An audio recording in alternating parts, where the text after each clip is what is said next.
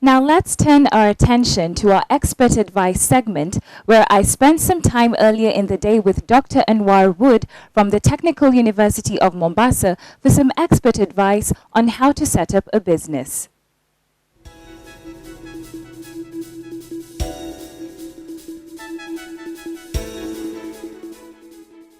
Thank you so much, Dr. Anwar, for making time with us today. We'd like to know, what does one require for you to start up a business? Well, I think this is a very important question because many people want to start big and they don't go through their boundaries of possibilities. For example, if you want to go a place, you start from where you are, and if you're poor, you start something cheap. Of course, if you're uneducated, then use something relatively simple. And if you're unemployed, capitalize on your labor, your muscles. And therefore, the first step is to find your capabilities. And the best way to do this is you can have a SWOT analysis. What are your strengths? What are your weaknesses? What are the opportunities which are there in the market? And what are the threats? You're looking at competitors. Now, once you have evaluated that, and the capital base that you have, then you can move to the next step. Now here, it depends on two types of business. You can have the formal business where you require the company to be registered and so on, and I will go through that.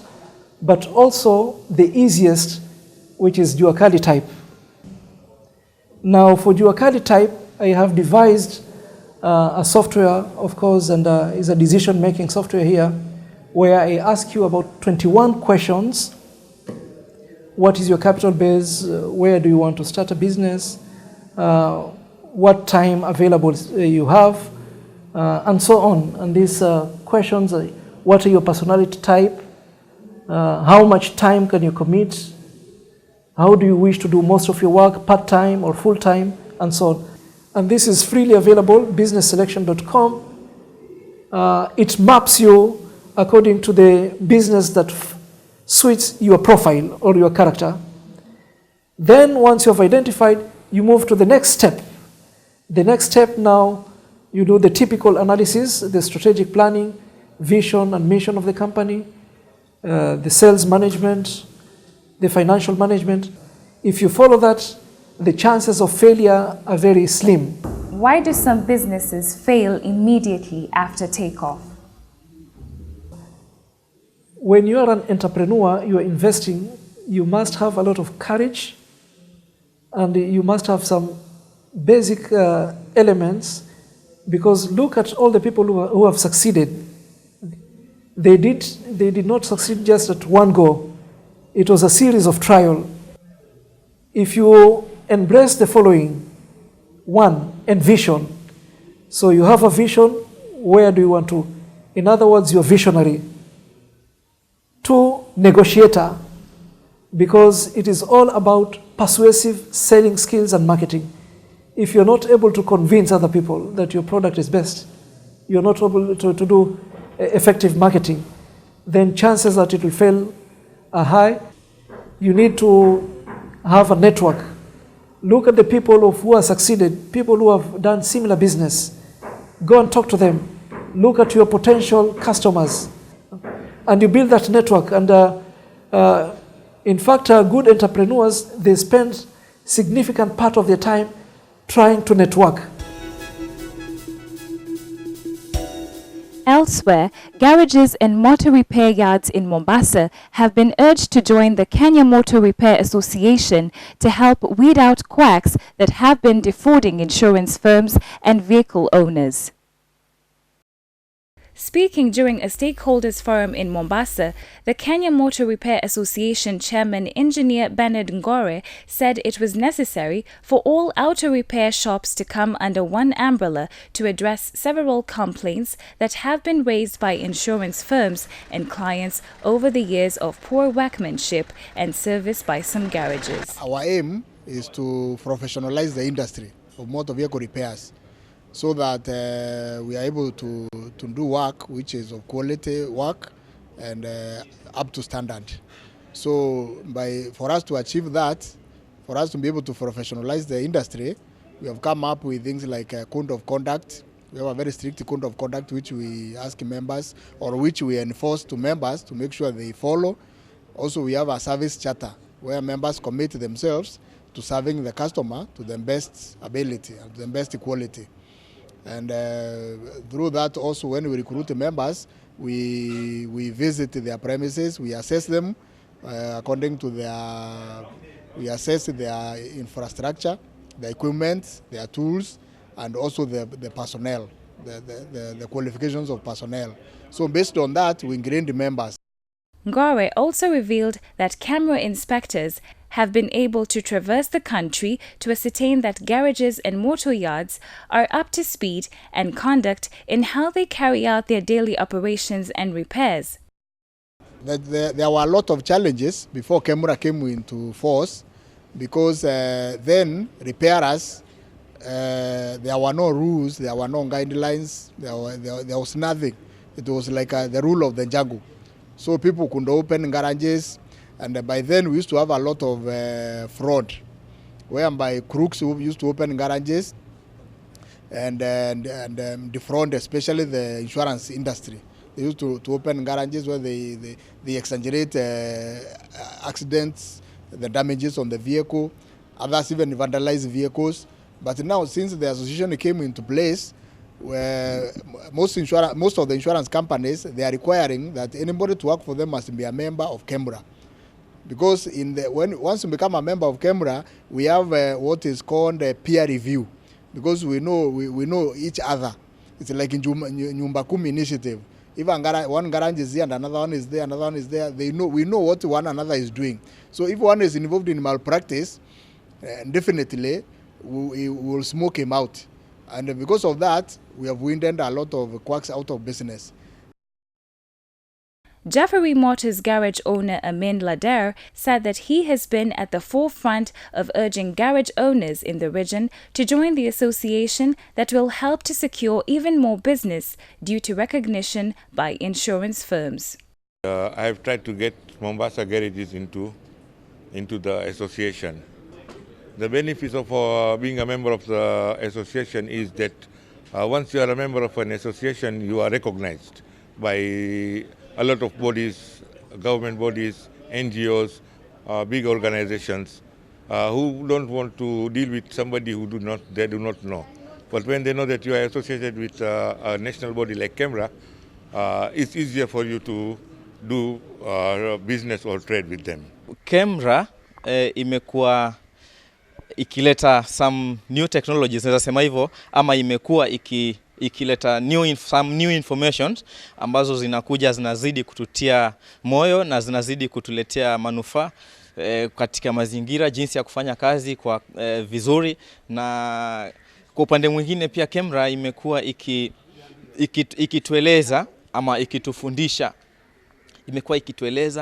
ikitufundisha, jinsi ya kufanya kazi quality nzuri, ili kazi ikapate kuonekana vizuri. Na tunashukuru sana kwa sababu sahihi at least tuko na wale ambao tuko na shirika ambalo linaweza likatetea ama likajali maslahi ya wale wanaofanya kazi katika magereji. We are investing a lot in CAMRA in training by bringing in experts. Like the other day we brought experts from all the way from South Africa to train on spray painting.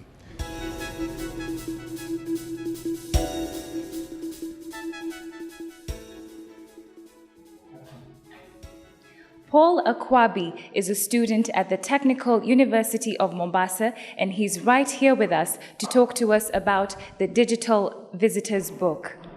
Thank you so much, Paul, for making time with us today to share with us about your invention. So would you care to tell us, how does your invention work? My invention works whereby normally we are used to writing on books, which are papers. And when you write, sometimes even the handwriting cannot be read well. After the visitor is outside the company or any organization that he visits, you get that sometimes even his phone number or email address is not visible very well. So you get that this digital visitors book, first of all, you have to type. You use the tablet to type. When you type on the tablet, you're okay. That one assures you first of all on visibility of each and every word. And another advantage is you can put your signature on the tablet. And when you put the signature, it is saved automatically at the server, not even on this tablet. This, first of all, assures you of the confidentiality of information of all your clients who visit your organization. And because for you to access this information, you need a username and a password to access it. You get that mostly these books are usually just put on the reception or at the gate when you are coming inside the company.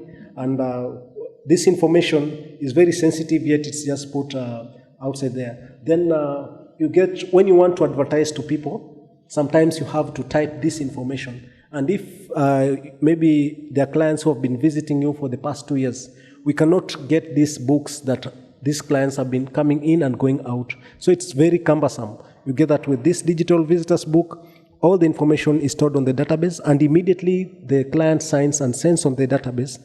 You, as the user, as the owner of the company, you can send out an auto email to everybody or SMS, because all their details are stored on the server. Yeah. Okay. So maybe a demonstration to show us how it works. Yeah, sure. Just a moment. Okay, you start by putting the name. It gives you an option for writing the name. For example, I'll use Mike, maybe Kamau.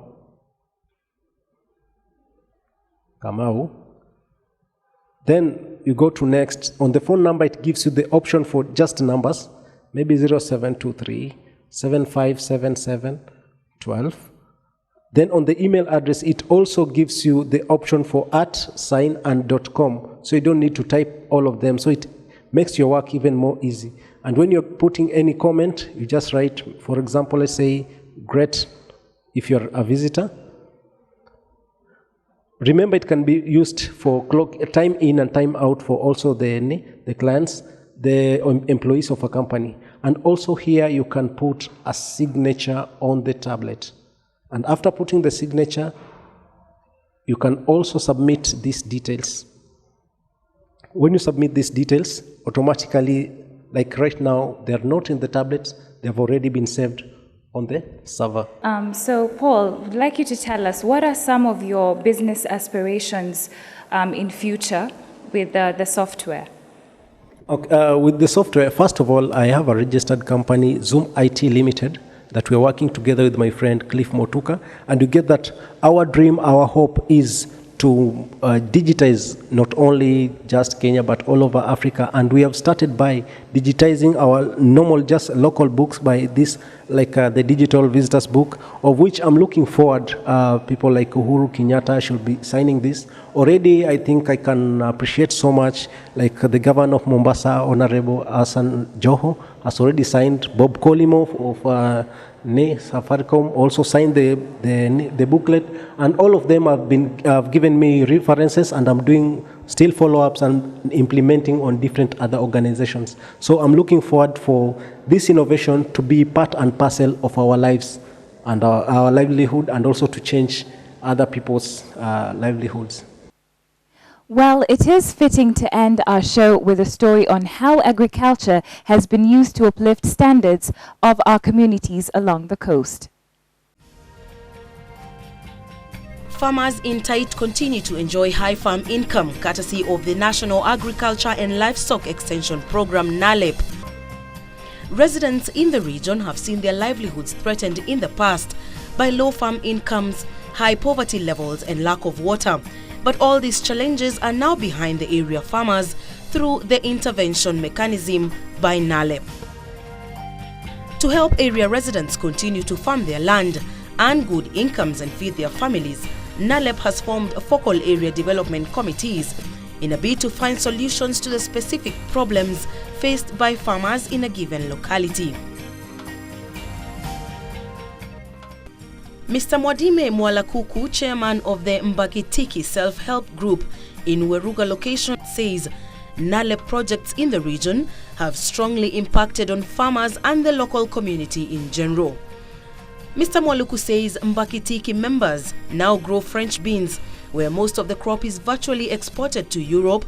Mbakitiki Self-Help Group ilianzishwa mwaka wa 2009. Na Mbakitiki pia ni muungano wa group 5 ndogo ndogo. Hizi group zote ziliungana na zikafanya hiyo group Mbakitiki. Mbakitiki imejihusisha na kilimo cha maharagwe maji na peas ambayo inauzwa ng'ambo. Mnunuzi wa mazao yetu ni kampuni ya VegPro Kenya Limited. Sasa mpangilio wa mauzo yetu, tumekusanyika mahali pamoja, wakulima wanaleta mali kwa kituo ambayo tunaita holding shed.